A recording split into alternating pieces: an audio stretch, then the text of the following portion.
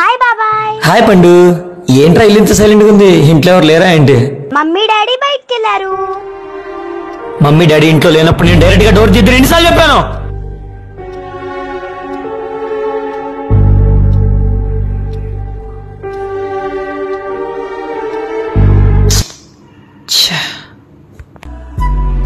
అలా కాదమ్మా, బయట సొసైటీ మనం ఊహించినంత మంచిగా ఏం లేదు.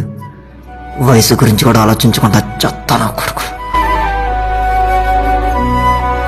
ఇంటికి ఎవరైనా వచ్చి డోర్ కొడితే మమ్మీనో డాడీనో పిలవాలి. ఒకవేళ మమ్మీ డాడీ ఇంట్లో లేకుండా నువ్వు ఒంటరిగా ఉంటే అప్పుడు ఇలా రా.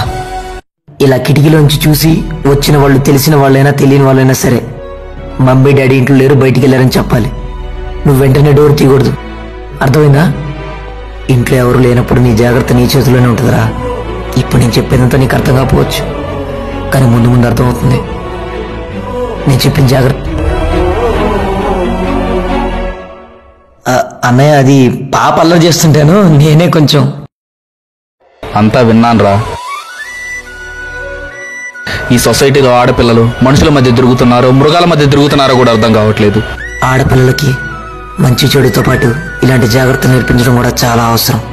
మన జాగ్రత్త మన చేతిలోనే.